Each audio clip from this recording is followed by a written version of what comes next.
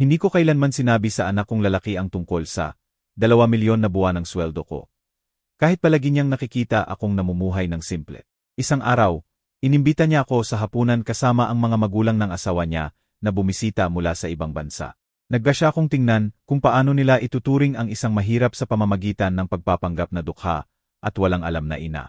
Pero noong hakbang ako papasok sa pintuan ng restaurant na iyon, nagbago ang lahat. Ang nangyari noon sa gabi ay labis na ikinahiya ng manugang ko at ng pamilya niya sa paraang hindi nila inasahan. At maniwala ka sa akin, nararapat lang sa kanila iyon. Ipapaliwanag ko kung paano ako napunta roon. Ipapakilala ko sa iyo kung sino talaga ako. Dahil ang anak kong si Marco, sa edad na 35, ay hindi pa rin alam ang buong katotohanan tungkol sa kanyang ina. Sa kanya, ako pa rin yung babaeng maagang umaalis papuntang opisina. Pagod na umuwi sa gabi. Nagluluto kahit ano lang ang nasa ref. Ordinaryong empleyado lang. Marahil isang sekretary. Simple lang, walang espesyal. At hindi ko siya kailanman itinama. Hindi ko sinabi sa kanya na kumikita ako ng 2 milyon bawat buwan. Na halos 20 taon na akong senior executive sa isang multinational company. Pumipirma ng bilyon-bilyong kontrata at gumagawa ng desisyong nakakaapekto sa libu-libong tao. Bakit ko pa sasabihin? Ang pera ay hindi kailanman bagay na kailangang ibitin sa dingding na parang tropeo. Lumaki ako sa panahon na ang dangal ay nasa loob ng tao, na mas mahalaga ang katahimikan kaysa sa walang laman na salita. Kaya itinago ko ang katotohanan. Nanirahan ako sa parehong simpleng kondominium sa loob ng maraming taon. Ginagamit ko pa rin ang parehong leather bag hanggang sa lumang-luma na. Bumibili ako ng damit sa mga ukay-ukay at discount stores sa Divisoria. Nagluluto sa bahay, nagtitipid sa lahat, inilalagay lahat sa investment, at tahimik na naging mayaman. Dahil ang tunay na kapangyarihan ay hindi sumisigaw. Ang tunay na kapangyarihan ay tahimik na nakatingin. At ako ay tahimik na nakamasid nang tumawag sa akin si Marco noong Martes ng hapon. Iba ang tunog ng boses niya, kinakabahan, parang noong bata pa siya at may ginawang mali. Ma, may favor ako. Dumating na rito ang mga magulang ni Sofia mula abroad. First time nila dito. Gusto ka nilang makilala. Maghahapunan kami sa Sabado sa isang restaurant.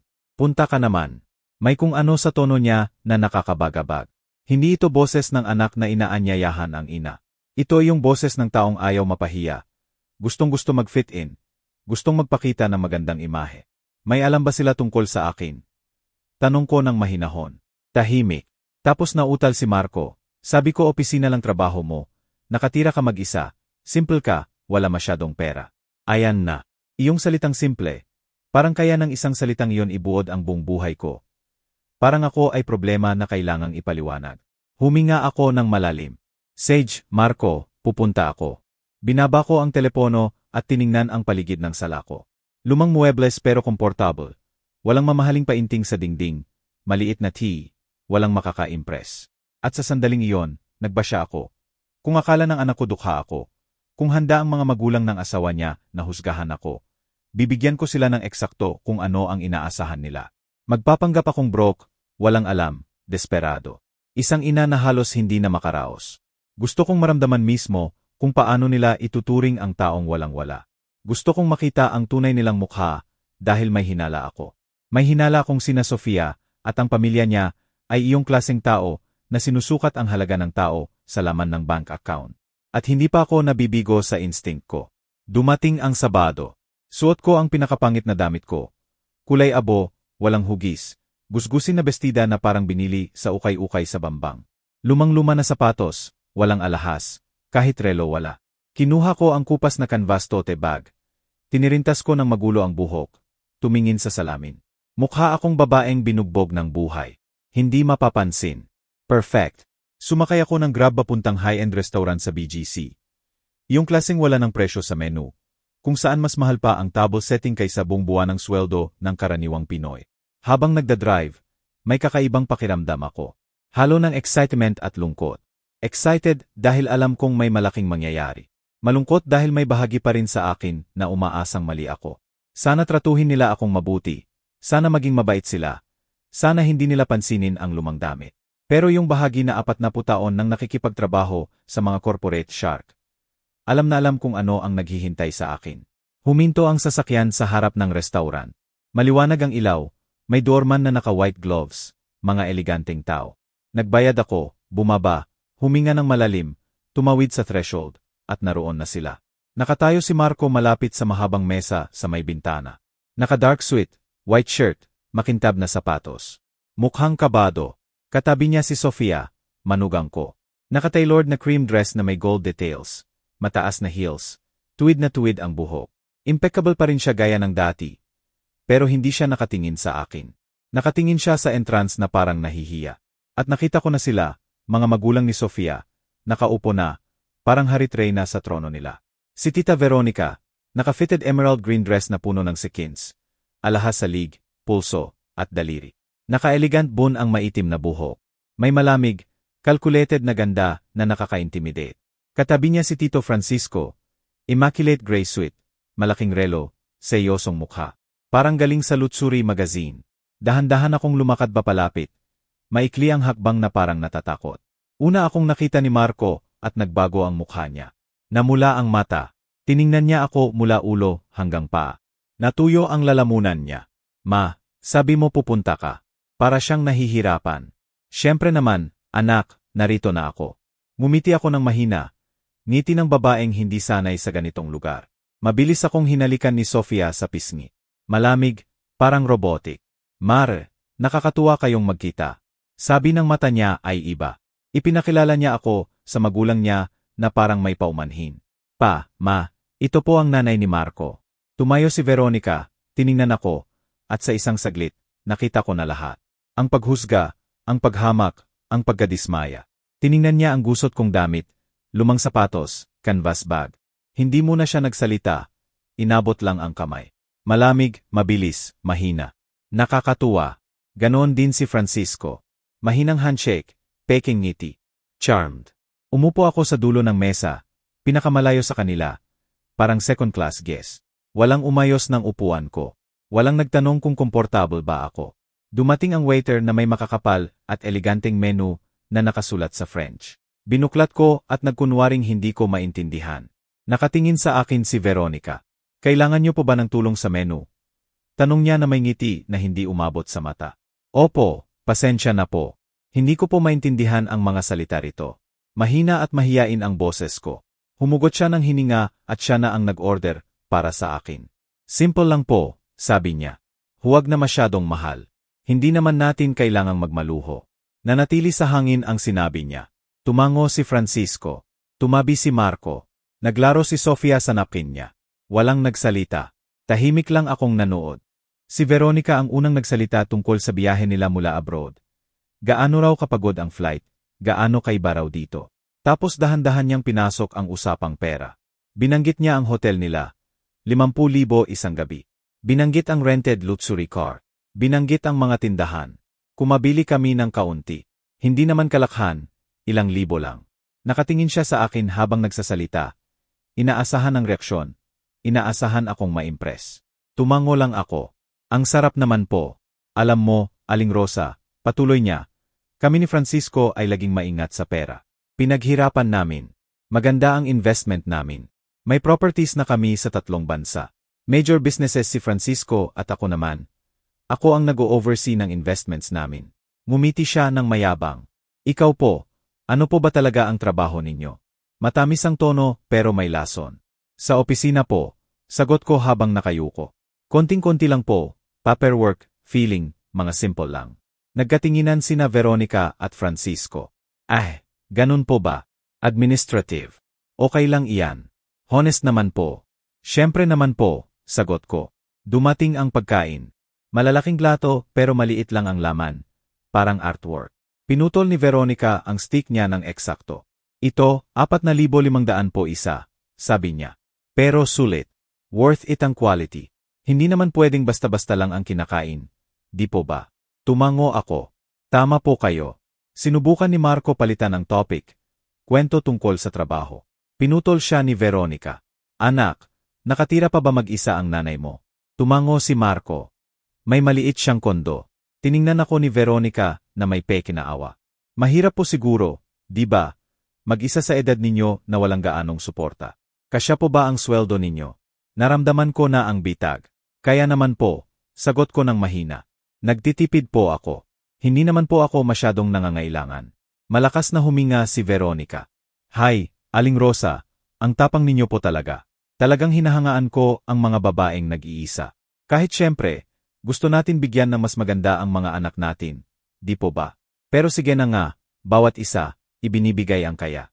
Ayan na ang banat, banayad pero nakamamatay. Sinabi niya na hindi ako naging sapat para sa anak ko, na hindi ko siya nabigyan ng nararapat, na ako ay mahirap at kulang na ina. Nakatungo si Sofia sa plato niya. Nakuyom ni Marco ang kamao sa ilalim ng mesa, at ako, ngiti lang. Tama po kayo. Ibibigay ng tao ang kaya niya. Nagpatuloy si Veronica. Kami kasi talagang siniguro namin na mabigyan si Sofia ng pinakamahusay. Pinakamagagandang school, nag-travel sa buong mundo. 4 na lengguwahe natutunan. Ngayon maganda ang trabaho niya. Malaki ang sweldo. At noong mag-asawa sila ni Marco, malaki rin ang tulong namin. Binigyan namin sila ng down payment sa bahay. Binayaran namin ang honeymoon nila dahil ganoon kami. Naniniwala kami sa pagsuporta sa mga anak. Tinitigan niya ako. Ikaw naman po, nakapagbigay po ba kayo kahit kaunti kay Marco noong mag-asawa sila? Parang matalim na kutsilyo ang tanong. Hindi po gaanong malaki, sagot ko. Binigay ko po ang kaya ko. Maliit na regalo. Ngumiti si Veronica. Ang sweet naman. Importante naman ang intention, di ba? At doon na nagsimulang uminit ang dugo ko. Hindi yung galit na sumasabog. Malamig, kontrolado. Parang ilog sa ilalim ng yelo. Huminga ako ng dahan-dahan, pinanatili ang mahinang ngiti, at hinayaan ko si Veronica na magpatuloy dahil ganoon ang mga tao niya. Nag-uusap, nagmamalaki, nagpapakita, at habang nagsasalita sila, lalo silang nahuhubaran. Uminom si Veronica ng mamahaling red wine. Pinapalin ang baso na parang expert. Ito galing sa exclusive region sa France. 12,000 isang bote. Pero kapag alam mo ang quality, hindi ka nagtitipid. Umiinom ka ba ng wine, Aling Rosa? Minsan lang po kapag espesyal na okasyon, sagot ko, at iyong pinakamura. Hindi po ako sanay sa ganito. Ngumiti siya ng mayabang. Huwag kayong mag-alala. Hindi lahat sanay sa ganitong lasa. Nanggagaling iyan sa experience, sa pag-travel, sa education. Kami ni Francisco, napuntahan na ang mga vineyard sa Europe, South America, at California. Marami na kaming alam. Tumango si Francisco. Hobby lang naman namin. Si Sofia, natututo na rin. Maganda ang taste niya. Mana sa amin. Tiningnan niya si Sofia ng may pride. Mahinang ngiti lang si Sofia. Salamat, ma. Bumaling si Veronica sa akin. Kayo po, Aling Rosa, may hobby po ba kayo? Ano po ang ginagawa ninyo sa free time? Nagkibit balikat ako. Nanood po ng TV, nagluluto, naglalakad sa park, mga simpleng bagay lang po. Nagkatinginan ulit sina Veronica at Francisco. Punong-puno ng kahulugan ang tinginan na iyon. Ang kite, sabi ni Veronica. May charm din naman ang simpleng bagay. Kahit syempre, laging may pangarap na umangat, di ba? Makita ang mundo, maranasan ang bago, lumago sa kultura. Pero naiintindihan ko naman na hindi lahat may ganong oportunidad. Tumango ako. Tama po kayo. Hindi lahat may ganong pagkakataon. Dumating ang dessert. Maliit na serving na parang art. Pinili ni Veronica ang pinakamahal. 1,800 para sa maliit na slice ng cake. Masarap ito, sabi niya pagkatapos ng unang kagat. May edible gold sa ibabaw. Detail lang ng pinakamahusay na restaurant. Tahimik akong kumain ng mas simpleng dessert. At patuloy si Veronica, alam mo, Aling Rosa, sa tingin ko importante na pag-usapan natin ito bilang pamilya ngayong nandito tayong lahat. Nagangat siya ng tingin. Nagbago ang ekspresyon, seryoso, pek na ina. Si Marco ang manugang namin. At mahal na mahal namin siya. Mahal siya ni Sofia, at iginagalang namin yon. Pero bilang magulang, gusto namin lagi ang pinakamahusay para sa anak namin. Napaatras si Marco. Ma, hindi ata ito ang tamang oras. Itaas ni Veronica ang kamay. Pabayaan mo ako, anak. Mahalaga ito. Tiningnan niya ako. Aling Rosa, naiintindihan ko na ginawa mo ang lahat ng kaya mo kay Marco. Alam ko hindi madali ang mag-isa na palakihin siya, at talagang iginagalang ko kayo para roon. Pero ngayon iba na ang yugto ng buhay ni Marco. May asawa na siya. May responsibilidad na at dapat stable sila ni Sofia. Stable po? Tanong ko ng mahina. Opo, sagot ni Veronica. Financial at emotional stability. Malaki ang tulong namin at patuloy pa rin. Pero naniniwala rin kami na importante na hindi na magkaroon si Marco ng hindi kailangang burden. Malinaw ang tono. Tinawag niya akong burden. Ako, ang ina niya, ang biyenan niya. Nakatungo si Sofia sa plato na parang gusto nang mawala. Nakuyom ni Marco ang panga. Burden po, ulit ko. Huminga ng malalim si Veronica. Ayokong mag-sound harsh, Aling Rosa, pero sa edad ninyo, mag-isa, limitado ang sweldo. Natural lang na mag-alala si Marco sa inyo, na maramdaman niyang kailangan kanyang alagaan, at okay lang yon. Mabuting anak siya, pero ayaw naming maapektuhan ang pagsasama nila dahil sa pag-aalala na iyan. Naiintindihan ninyo ba ako? Perfect po, sagot ko. Ngumiti si Veronica. Natutuwa ako na naiintindihan ninyo. Kaya gusto naming kausapin kayo. May naisip kami ni Francisco. Nagpausa siya ng dramatic. Pwede naming tulungan kayo financially. Magbigay ng maliit na monthly allowance. Para mas komportable kayo nang hindi na masyadong mag-alala si Marco. Maliit lang syempre. Hindi kami gumagawa ng himala, pero suporta iyon. Tahimik ako, tinitingnan siya, naghihintay. Nagpatuloy siya, at kapalit noon, hihingi lang kami na igalang ninyo ang space ni na Marco at Sofia. Huwag masyadong humingi ng atensyon. Bigyan sila ng freedom na buuin ang buhay nila nang walang interference. Paano po iyon? Ayan na ang offer, bribe na nakabalot ng charity. Gusto nila akong bilhin. Gusto nilang bayaran ako para mawala sa buhay ng anak ko. Para hindi ako makasira sa perpektong imahe ng anak nila. Sumabog si Marco. Ma, tama na. Hindi na kailangan. Pinutol siya ni Veronica. Marco, huminahon ka. Kausap natin ito ng matanda. Naiintindihan ng nanay mo, di ba? Kinuha ko ang napkin, dahan-dahang pinunasan ang labi. Uminom ng tubig, at hinayaan ang katahimikan. Nakatingin lahat sa akin. Si Veronica na may pag-asa, si Francisco na mayabang, si Sofia na nahihiya, si Marco na desperado. At saka ako nagsalita. Iba na ang boses ko. Hindi na mahina. Hindi na maliit. Matigas, malinaw, malamig. Interesting offer, Veronica. Talagang generous ninyo. Ngumiti siya ng tagumpay. Natutuwa ako na ganun ang tingin ninyo. Tumango ako. Pero may mga tanong lang ako para malinaw. Kumurap si Veronica. Siyempre, magtanong kayo. Medyo sumandal ako. Magkano po ba ang ituturing ninyong maliit na monthly allowance? Nagalangan si Veronica. Baka mga 30,000, 40,000 depende. Tumango ako. 40,000 bawat buwan para mawala ako sa buhay ng anak ko.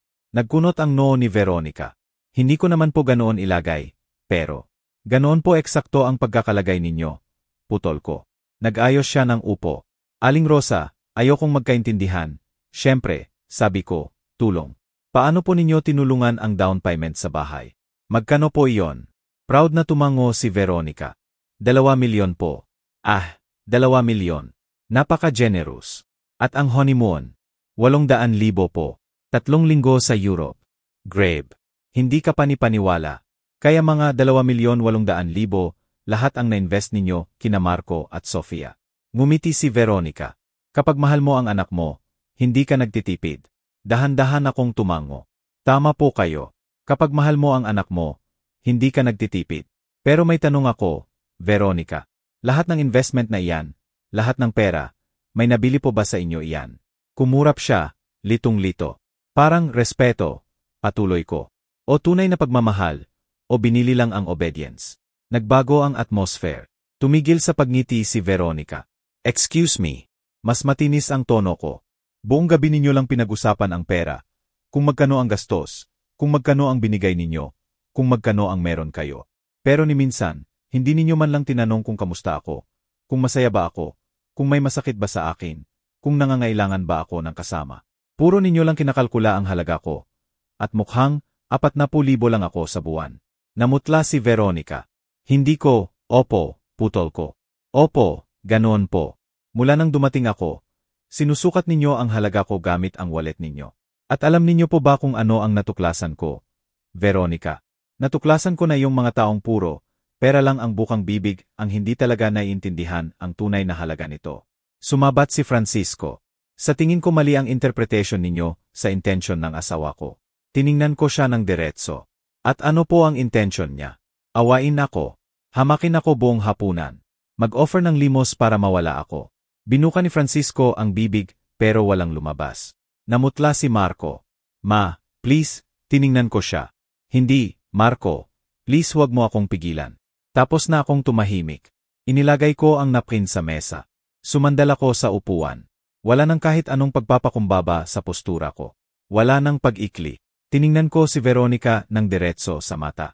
Saglit siyang nakipagdagpo ng tingin, tapos mabilis umiwas, hindi mapakali. May nagbago, at naramdaman niya ito. Naramdaman ng lahat. Veronica, may sinabi kayong napaka-interesting kanina. Sabi ninyo hinahangaan ninyo ang mga babaeng nag-iisa, ang matatapang. Dahan-dahan siyang tumango. Opo.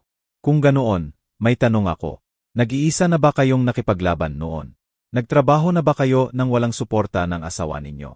May nabuild ba kayo gamit lang ang dalawang kamay ninyo? Nang walang pera ng pamilya ninyo?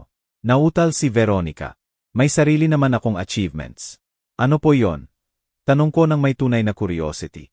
Sabihin ninyo po. Nag-ayos siya ng buhok. Pinamamahalaan ko ang investments namin.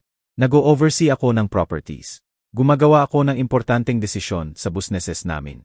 Tumango ako. Businesses na binuo ng asawa ninyo. Properties na binili ninyo together. Investments na galing sa pera na kinita niya. O mali po ba ako? Nakisawsaw si Francisco, naiirita. Hindi fair iyan. Pinaghihirapan ng asawa ko gaya ko. Siyempre, sagot ko ng mahinahon. Hindi ko po pinagdududahan na nagtatrabaho siya. Pero iba po ang pagmanage ng pera na meron na sa paglikha nito mula zero. Iba po ang pagbabantay ng imperyong minana sa pagbuo nito isa-isa. Di po ba? Napaigtas ang labi ni Veronica. Hindi ko alam kung saan ninyo gusto puntahan ito, Aling Rosa. Ipapaliwanag ko po, sagot ko. 40 years ago, 23 anyos pa lang ako. Sekretary ako sa maliit na kumpanya. Minimum wage. Nakikitira lang ako sa isang boarding house sa Tondo. Kumakain ako ng pinakamura. At mag-isa ako, totally alone. Nakatitig sa akin si Marco. Hindi ko pa siya kailanman nagkwento ng ganito ka-detail. Nagpatuloy ako. Isang araw, nabuntis ako. Nawala ang tatay. Tinalikuran ako ng pamilya ko. Kailangan kong mag-decide kung itutuloy ko o susuko. Pinili ko ituloy. Nagtrabaho ako hanggang huling araw ng pagbubuntis ko. Bumalik ako sa trabaho 2 weeks after manganak kay Marco. Kapitbahay ang nag-alaga sa kanya habang nasa opisina ako. Nagtrabaho ako 12 oras araw-araw. Huminto ako at uminom ng tubig. Walang nagsalita. Hindi ako nanatiling sekretary. Nag-aral ako sa gabi. Kumuha ako ng mga kursong online at sa TESDA. Natuto akong mag-English sa public library. Natuto ako ng accounting, finance, management. Naging expert ako sa mga bagay na walang nagturo sa akin. Lahat mag-isa. Habang mag-isang pinapalaki ang anak. Habang nagbabayad ng upa, pagkain, gamot, damit. Nakatungo si Veronica sa plato niya. Nagsisimula ng matunaw ang yabang niya. At alam ninyo po kung ano ang nangyari. Umakyat ako ng paunti-unti, secretary to assistant, assistant to coordinator, coordinator to manager, manager to director. 20 taon. 20 taon ng walang tigil na trabaho at sakripisyo na hindi ninyo maaimagin. Pero nagawa ko. At alam ninyo po ba kung magkano ang sweldo ko ngayon? Umiling si Veronica. 2 milyon isang buwan. Parang may nagpindot ng pause sa buong universo. Nahulog ang tinidor ni Marco. Namula ang mata ni Sofia. Nanlaki ang mata ni Francisco sa hindi paniniwala. At si Veronica, natigilan, bahagyang nakabuka ang bibig. 2 milyon. Ulit ko, bawat buwan sa loob ng halos 20 taon. Halos kalahating bilyon na ang gross income ko sa buong career ko. Hindi pa kasama ang investments, bonuses, at company stocks. Paulit-ulit na kumurap si Veronica. Hindi ko maintindihan. Kumikita kayo ng 2 milyon isang buwan. Tama po. Sagot ko ng mahinahon. Ako po ang Regional Director of Operations ng isang multinational company. 5 ang bansa sa ilalim ko. Namamahala ko ng budget na bilyon-bilyon. Gumagawa ako ng desisyon na nakakaapekto sa mahigit 1,000,000 empleyado. Pumipirma ako ng kontrata na hindi ninyo mabasa ng walang abogado. At ginagawa ko ito araw-araw. Namutla si Marco. Ma, bakit hindi mo sinabi sa akin? Tiningnan ko siya ng malambot. Kasi hindi mo kailangang malaman, anak. Gusto ko sanang lumaki kang pinahahalagahan ang effort, hindi ang pera. Gusto ko maging tao ka, hindi hair. Kasi nakakabaliw ang pera, at hindi ko hahayaang sirain ka nito. Pero bumulong si Sofia. Kung ganoon, bakit nakatira ka pa rin sa maliit na kondo? Bakit simple pa rin ang damit mo? Bakit hindi ka nagmamay-ari ng luxury car? Ngumiti ako. Kasi hindi ko kailangang magpakitang gilas kanino man. Kasi ang tunay na yaman ay hindi ipinagyayabang. Kasi natuto akong habang mas marami kang pera, mas kakaunti ang kailangan mong patunayan. Tiningnan ko si Veronica. Kaya ako nagdamit ng ganito ngayong gabi. Kaya ako nagpanggap na dukha. Kaya ako nagkunwaring broke at walang alam. Gusto ko sanang makita kung paano ninyo ako ituturing kung akala ninyo wala akong pera. Gusto ko makita ang tunay ninyong kulay. At grabe, nakita ko talaga, Veronica. Perfect ko silang nakita.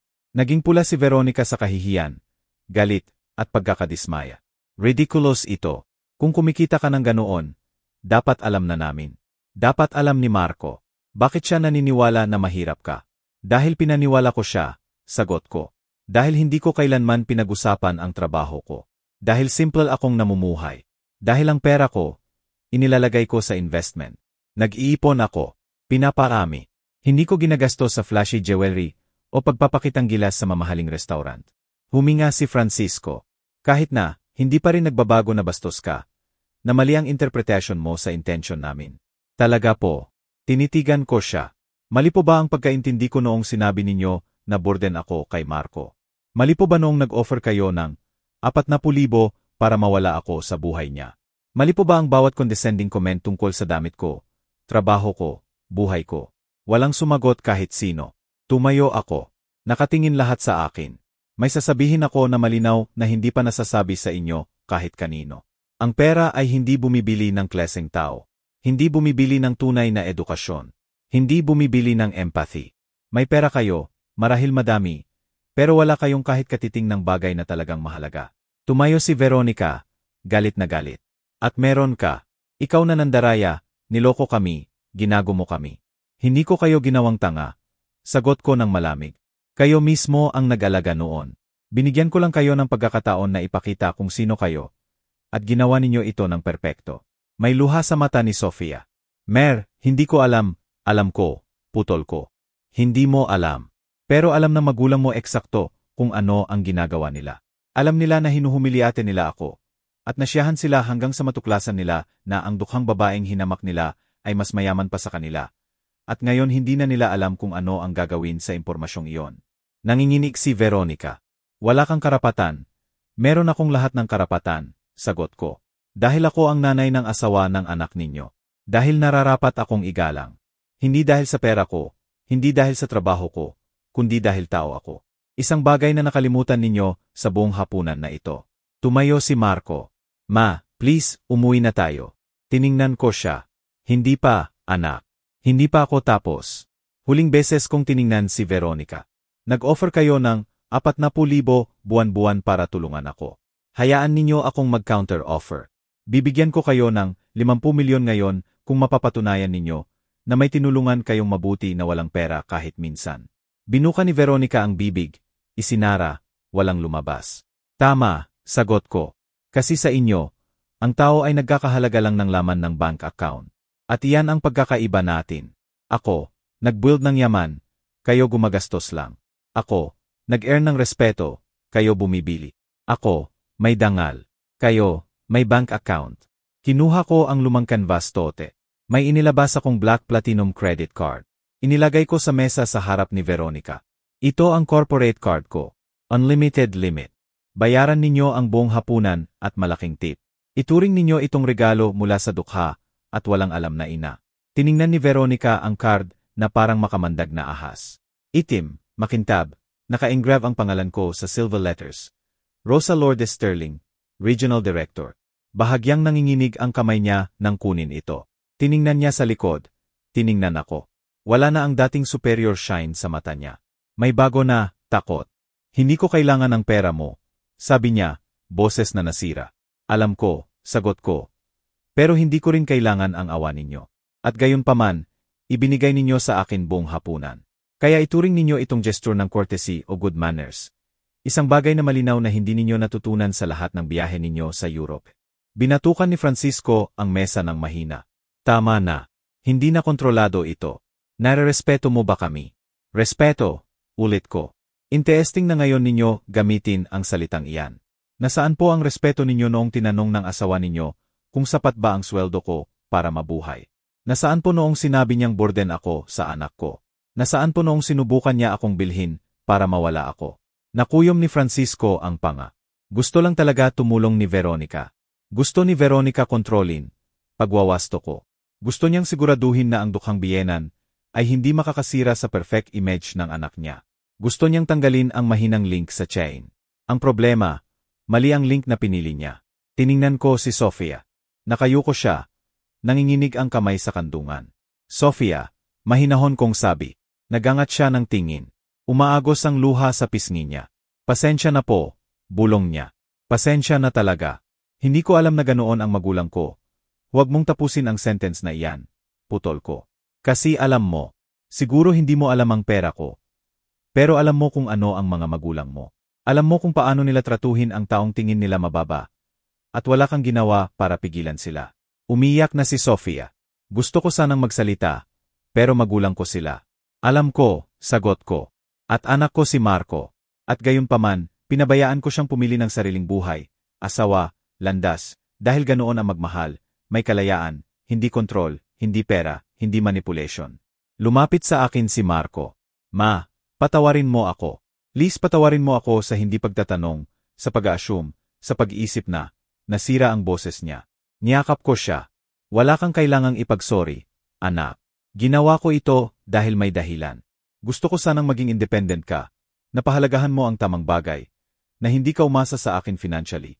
Nabuin mo ang sarili mong buhay.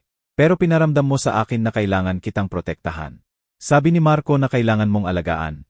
Na marupok ka. Alam ko, sagot ko. At hindi mali na ganoon ang iniisip mo. Dahil ganoon ka natutong magmalasakit. Mag-alala sa iba. Maging empathetic. Mga lessons na hindi mabibili ng pera. Mahigpit akong nyakap ni Marco. Sorry. Sorry talaga. Si Veronica, nakatayo pa rin, matigas, pinapanood ang eksena na may halo ng pagkalito at galit. Hindi nito binabago ang anuman. Sa huli ay nagsinungaling ka. Niloko mo kami. May hidden intention ka dito. Nag-act ka ng masama. Totoo, tumango ako. Nag-act ako. Nagbanggap akong hindi ako. Eksakto ang ginagawa ninyo araw-araw. Ano ang ibig mong sabihin? Tanong ni Francisco.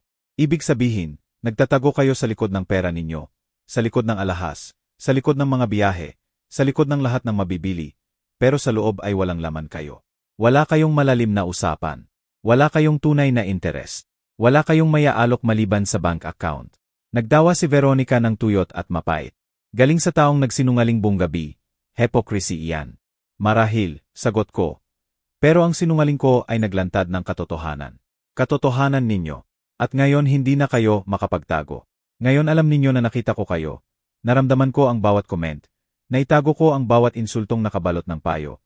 At hindi ko ito makakalimutan. Lumapit ang waiter ng mahina. Excuse me po, may gusto pa po ba kayo? Umiling si Francisco ng marahas. Check na lang. Tumango ang waiter at nawala. Naupo ulit si Veronica. Talo na. Hindi na elegant ang posture niya. Posture ito ng taong nawalan ng importanteng bagay. At hindi pera iyon. Kapangyarihan. Aling Rosa, sabi niya ng mas mahina, hindi na aggressive, ayokong. Sirain nito ang relasyon ng pamilya natin. Mag-asawa sina Marco at Sofia. May buhay sila together. Hindi natin dapat hayaang. Putol ko siya. Hayaang ano? Sirain ang plano ninyo. Ilantad kung ano talaga ang iniisip ninyo. Huli na para roon, Veronica. Nagawa na ang pinsala. Pero kaya pa nating ayusin, sabi niya. Magsimula ulit tayo. Hindi, putol ko ng matigas. Hindi na natin kaya dahil alam ko na kung sino kayo at alam ninyo kung sino ako. At ang katotohanan na iyan ay hindi na mabubura ng walang laman na sorry o peking ngiti. Trinato ninyo akong basura at ginawa ninyo ito ng may kasiyahan dahil akala ninyo kaya ninyo. Tiningnan ni Francisco ang phone para iwasan ang eye contact. Bumalik ang waiter na may check at inilagay sa gitna. Walang umabot. Tiningnan ni Veronica ang black card ko na nasa kamay niya pa rin. Tapos tiningnan ako. Hindi ko gagamitin ang card mo, sabi niya. Magbabayad kami ng sarili namin gaya ng dati. Perfect, sagot ko. Itago mo na lang ang card na iyan bilang souvenir. Paalala na hindi lahat ay gaya ng hitsura. Na ang babaeng hinamak ninyo buong gabi ay may mas marami pa kaysa sa inyo magpakailanman. At hindi lang pera ang ibig kong sabihin. Inilagay ni Veronica ang card sa mesa. Ayoko. Ayoko rin ng moral lecture mo. Itinulak ko pabalik sa kanya. Itago mo pa rin dahil may kutob ako na kakailanganin mo. Balang araw makakatagpo ka ng taong gaya ko. Nagpapanggap na mas mababa kaysa sa tunay niya. At gagawin mo ulit ang parehong pagkakamali dahil ang mga tao katulad ninyo ay hindi natututo. Kinuha ni Francisco ang wallet niya, naglabas ng ilang credit card, lahat ginto, lahat makintab. Pinili niya isa at inilagay sa check. Kinuha ng waiter at umalis. Walang nagsalita sa mga minutong naghihintay. Makapal ang katahimikan, hindi komportable, mabigat. Tahimik na umiyak si Sofia. Hawak ni Marco ang kamay ko. Nakatingin si Veronica sa dingding. Nagche-check ng phone si Francisco. Bumalik ang waiter. Sir, decline po ang card ninyo. Biglang tumingin si Francisco. Paano declined? Ulit ng waiter. Decline po. May iba pa po kayong paraan ng bayad. Namula si Francisco. Impossible iyan. Sobrang taas ng limit niyan. Siguro system error. Shrug lang ang waiter. Pwede ko po uling subukan kung gusto ninyo. Inabot ni Francisco ang isa pang card. Umalis ang waiter. Kinakabahan na tiningnan ni Veronica ang asawa niya. Anong nangyari? Hindi ko alam, sagot ni Francisco, naiirita. Siguro bank error. Minsan nangyayari kapag nagta-travel. Tumango ako na may peke na pagkaintindi. Siyempre, nangyayari po iyan. Nakakaabala. Bumalik ulit ang waiter. Pasensya na po, sir. Decline din po ito. Tumayo si Francisco. Ridiculous ito. Tatawagan ko ang bangko ngayon din. Lumabas siya ng restaurant na galit. Nakaupo pa rin si Veronica, nahihiya, napahiya. Hindi pa kami nakararanas nito. Bulong niya. Kailanman. Naku, nakakabad timing. Komento ko ng walang emosyon. Tiningnan ni Marco ang check. Ma, ako na, hindi, putol ko. Hindi ka magbabayad ng kahit ano. Kinuha ko ang wallet ko, lumang leather wallet. May inilabas akong isa pang card. Hindi ito black. Transparent ito, gawa sa heavy metal. Card na wala pang 1% ng tao sa buong mundo ang mayroon. Inilagay ko sa mesa sa harap ni Veronica. Tiningnan niya ito. Namula ang mata niya. Kilala niya kung ano ito. Centurion card po iyan. Tama po, sagot ko. American Express exclusive invitation. Minimum annual spend, 250 milyon. 300,000 annual fee lang para magkaroon, at benefits na hindi ninyo maabot kailanman. Walang sinabi si Veronica. Maingat na kinuha ng waiter ang card na parang sagrado. Bumalik siya sa wala pang 2 minuto. Salamat po, MS Sterling. Naayos na po lahat. Gusto ninyo po ba ng resibo? Hindi na po kailangan, sagot ko. Tumango ang waiter at umalis. Patuloy na nakatitig ni Veronica sa lugar kung saan naroon ang card. Tumayo ako, kinuha ang lumang wallet ko, ang canvas tote, at tiningnan si Veronica sa huling pagkakataon. Masara ang hapunan. Salamat sa rekomendasyon ng lugar, at salamat sa pagpapakita sa akin kung sino talaga kayo. Tinipid ninyo ako ng maraming oras, maraming energy, at maraming future disappointment. Nagangat ng tingin si Veronica. Pula ang mata niya, hindi sa iyak kundi sa galit na nakapigil. Hindi dito nagtatapos ito, sabi niya, nanginginig ang boses. Hindi ka pwedeng humiyaw sa amin, at umalis na parang walang nangyari. Anak namin si Sofia. Manugang namin si Marco. Pamilya pa rin tayo. Makikita mo pa rin kami. Tama ka, ngumiti ako. Makikita ko pa kayo sa mga birthday, Pasko, family gatherings. Pero makikita ko na kayo ng iba. Hindi na ako magtataka kung ano ang iniisip ninyo sa akin. Alam ko na, at alam ninyo na alam ko. At makakasanayan ninyo iyan. Tuwing makikita ninyo ako, tuwing magpapanggap kayong mabait, maalala ninyo ang gabing ito. Bumalik si Francisco sa mesa. Hawak ang phone. Namutla ang mukha. May problema sa accounts, sabi niya. Temporary block for security. Maayos bukas. Tiningnan niya ang mesa. Naabayad na ba? Sagot ni Veronica nang hindi siya tinitingnan. Siya ang nagbayad. Tiningnan ako ni Francisco. Sirang-sira ang pride niya.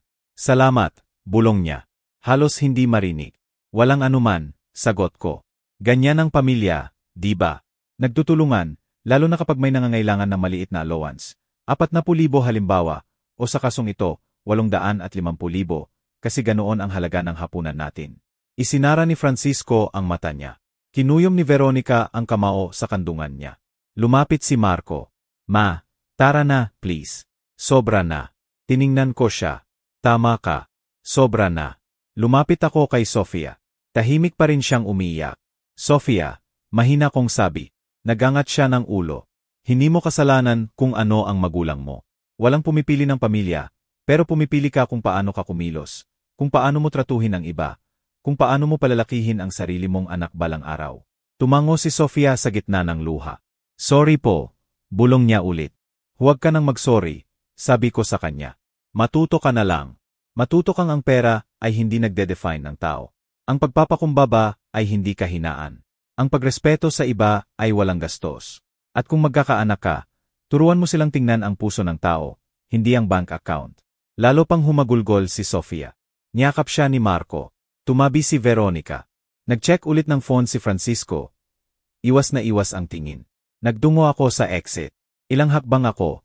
Tumigil ako at humarap ulit. Ah, Veronica, isa pa lang. Tiningnan niya ako. Naalala mo noong sinabi mong nagsasalita ka ng 4 na wika. Kunot noo si Veronica. Ano naman ang koneksyon noon? Curious lang, sagot ko. Sa alin sa 4 na wika mo natutong maging mabait? Kasi malinaw na wala sa alinman. Binuka ni Veronica ang bibig, pero walang lumabas. Tama, sabi ko. Pwede kang magsalita ng 100 wika, at wala pa ring saysay ang sasabihin mo. Lumabas ako ng restaurant. Katabi ko si Marco. Humampas sa mukha ko ang malamig na hangin ng gabi. Huminga ako ng malalim. Parang nabawasan ako ng mabigat na pabigat. Hindi pisikal, kundi emosyonal. Ang bigat ng pagpapanggap, ng pagtitimpi, ng katahimikan. Hinawakan ni Marco ang braso ko. Ma, okay ka lang. Perfect, sagot ko. Mas okay pa sa okay. Ikaw, Marco. Huminga siya ng malalim. Hindi ko alam. Pinoproseso ko pa lahat. Hindi ko maisip na hindi mo sinabi sa akin ang trabaho mo, ang pera mo, lahat ng na-achieve mo. Tumigil ako at tiningnan siya sa mata. Nagagalit ka ba? Mabilis siyang umiling. Hindi, syempre hindi. Proud ako. Sobrang proud. Pero parang tanga rin ako. Bulag. Hindi ka tanga, sabi ko sa kanya. Nakita mo lang ang gusto kong makita mo. At ginawa ko yon ng sadya dahil kailangan mong lumaki na hindi umaasa sa akin. Na walang economic safety net na naghihintay sa'yo. Kailangan mong makipaglaban, magtrabaho, pahalagahan ang lahat ng na-achieve mo sa sarili mo. Tumango si Marco. Naiintindihan ko, pero naiintindihan ko rin ngayon kung bakit hindi ka nagrereklamo. Bakit hindi ka humihingi ng tulong? Bakit palagi kang kalmado? Dahil wala kang kailangan. Ngumiti ako. Marami akong kailangan, anak. Wala lang sa mga iyon ang mabibili ng pera. Kailangan ko makita kang lumaki, maging mabuting tao, gumawa ng tamang desisyon. Kahit ang pagpapakasal kay Sofia. Tanong niya ng mahina. Kahit ang pagpapakasal kay Sofia, sagot ko, hindi siya ang magulang niya. Pwede siyang matuto. Pwede siyang magbago. Pero nasa kanya at sayo iyon. Kung paano ninyo bubuin ang relasyon ninyo. Kung anong values ang pipiliin ninyo. Tahimik si Marco, nag-iisip. May Grab na huminto sa harap namin. Tinawag ko habang palabas kami. Binuksan ko ang pinto. Pinigilan ako ni Marco. Ma, pwede pa akong magtanong. Siyempre. Bakit mo ginawa ito? Bakit ka pumasok na nagpapanggap na dukha? Bakit hindi mo na lang sinabi agad ang totoo? Isinara ko ang pinto ng Grab. Hinarap ko siya. Kasi kailangan kong malaman, anak. Kailangan kong kumpirmahin kung tama ang hinala ko. Kung talagang ganoon ang pamilya ni Sofia. At sayang, tama ako. Ibinaon ni Marco ang tingin. Sorry. Huwag kang mag-sorry para sa kanila. Sabi ko sa kanya. Pero kailangan mong mag-decide kung anong klaseng asawa ang gusto mong maging. Kung anong klaseng tatay balang araw. Ano ang ibig mong sabihin? Tanong niya. Ibig kong sabihin, nakita mo lang dalawang magkaibang paraan ng paghawak ng pera at kapangyarihan. Iyong paraan ng biyenan mo at iyong paraan ko. Ginagamit nila ito para kontrolin, hamakin, maging superior. Ginamit ko ito para maging malaya, tumulong ng walang yabang, mamuhay ng tahimik. Piliin mo kung alin ang susundin mo. Dahan-dahan tumango si Marco. Naiintindihan ko. Binuksan ko ulit ang pinto ng Grab at sumakay. Ibinaba ko ang bintana. Lumapit si Marco. Ma, isa na lang. Patawarin mo pa ba sina Veronica at Francisco balang araw? Ang pagpapatawad ay hindi ibig sabihin nakalimutan, sagot ko. Ni hindi ibig sabihin pahihintulutan ulit. Pwede ko silang patawarin balang araw kapag nakita ko ang tunay na pagbabago. Kapag nagsimula na nilang tingnan ang tao, hindi bilang numero. Pero hanggang hindi, magiging courteous lang ako, malayo, at sobrang maingat. At ako, tanong ni Marco, patawarin mo ba ako sa hindi pagtatanong, sa pag-a-assume, sa pagpapahintulot sa hapunang ito? Tiningnan ko siyang malambot. Anak, wala kang kailangang patawarin. Ginawa mo ang akala mong tama. Gusto mong magkakilala ang pamilya mo. Maganda iyon. Ang nangyari pagkatapos ay hindi mo kasalanan. Kasalanan nila at kunti rin sa akin. Dahil naglaro ako sa laro nila. Mahina siyang ngumiti. Panolo ka. Panolo ako. Tumango ako. Pero hindi ako nakakaramdam ng tagumpay. Pagod ako at malungkot dahil nakumpirma ko ang ayaw kong kumpirmahin. Na may mga taong hindi magbabago kailanman. Na may mga pamilyang siyang sira kahit mayaman. Na may mga puwang na hindi mapupunan ng kahit anong bank account. Narinig ng driver ang pag-ubo. Ma'am, alis na po ba? Sagot ko. Sandali lang. Tiningnan ko si Marco sa huling pagkakataon. Puntahan mo si Sofia. Kausapin mo siya. Pakinggan mo siya. Suportahan mo siya. Pero maging honest ka rin. Sabihin mo sa kanya kung ano ang naramdaman mo ngayong gabi. Sabihin mo kung ano ang inaasahan mo sa pamilya niya at sa kanya. Kasi kung hindi kayo magseset ng boundaries ngayon, mangyayari ito ulit-ulit. Gagawin ko, pangako ni Marco. Mahal na mahal kita, ma. At mas lalo ko ngayong naiintindihan dahil alam ko na kung sino ka talaga. At sobrang incredible mo. Ngumiti ako. Mahal na mahal din kita, anak. Palagi. Kahit magkano ang pera ko o wala. Dahil ang pag-ibig ay walang presyo. At iyan ang lesson na hindi matutunan nina Veronica at Francisco kailanman. Lumayo si Marco sa Grab. Binigyan ko ng senyales ang driver. Pwede na. Umandar ang sasakyan. Tumingin ako sa labas ng bintana. Nakita ko si Marco na naglalakad babalik sa restaurant. Nakayuko ang balikat, nag-iisip. Marahil babalik siya kay Sofia. Haharapin ang mga biyenan. Magkakaroon ng mahihirap na usapan. At nakaramdam ako ng pride dahil ibig sabihin noon ay tumatanda na siya. Natututo. Pinipili niyang maging mas mabuti kaysa sa halimbawang nakita niya lang. Mabilis na dumaan ang mga ilaw ng lungsod. Isinara ko ang mata ko at inisip ang lahat ng nangyari. Bawat salita, bawat tingin, bawat sandali ng tensyon. At naisip ko kung tama ba ang ginawa ko, kung sobra ba ako, kung masyado bang malupit, masyado bang mapaghiganti. Pero naalala ko ang bawat banat na nakabalot ng insulto, bawat condescending comment, bawat tingin ng paghamak, at alam kong hindi ako sobra sa kahit ano. Honest lang ako. Sa wakas, tumatawid na ang Grab sa mga walang tao na kalye ng gabi. Mabilis na lumipas ang mga ilaw ng buildings sa bintana. Binuksan ko ang lumang canvas tote at kinuha ang phone ko. Simpleng phone lang, walang ostentatious, walang attention-grabbing. May 3 unread messages. Isa mula sa assistant ko tungkol sa meeting sa Loons. Isa mula sa kolege na nag-congratulate sa close contract. At isa mula sa unknown number. Binuksan ko ang unknown.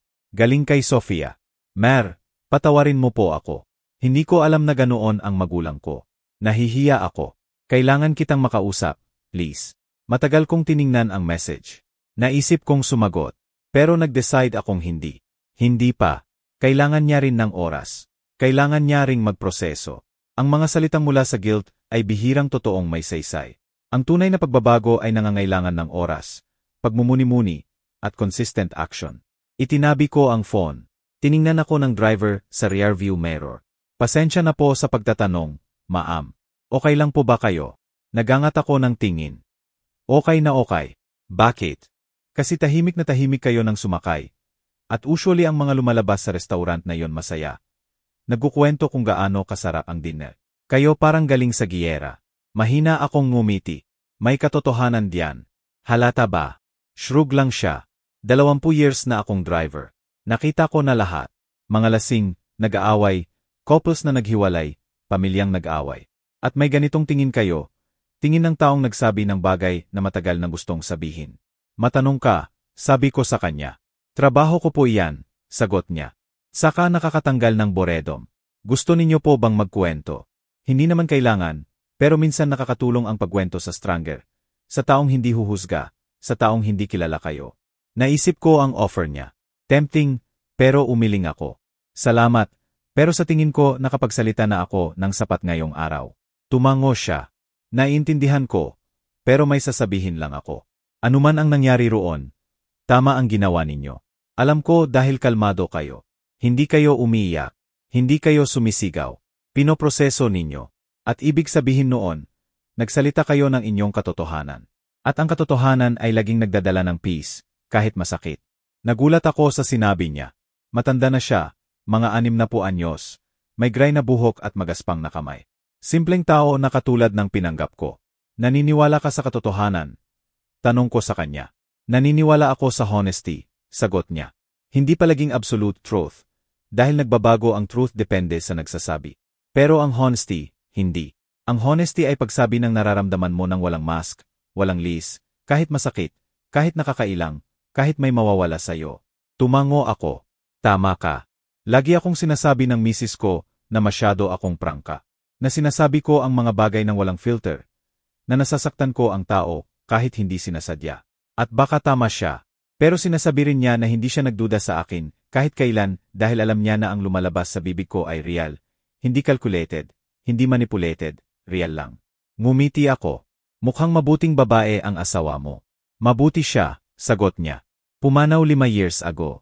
Pasensya na po, sabi ko ng taos puso. Umiling siya. Huwag kang mag-sorry. 40 taon kaming magkasama. 40 taon ng honesty, ng away, ng bati, ng tawa, ng iyak.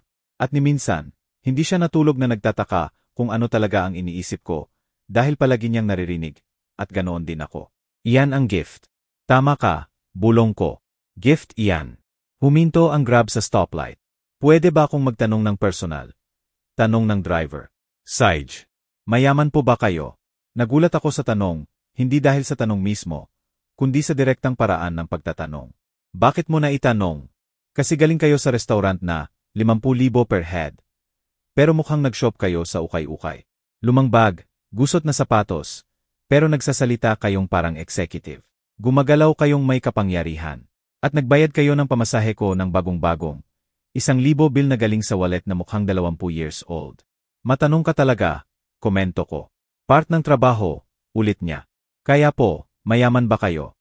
Depende kung paano mo i-define ang mayaman, sagot ko. Kung pera ang pinag-uusapan, sapat na sapat, higit pa sa sapat. Kung happiness, meron din akong peace, kalusugan, anak na minamahal, trabaho na passionate ako. Mayaman ako sa maraming paraan. Tumango siya, satisfied. Alam ko na may something.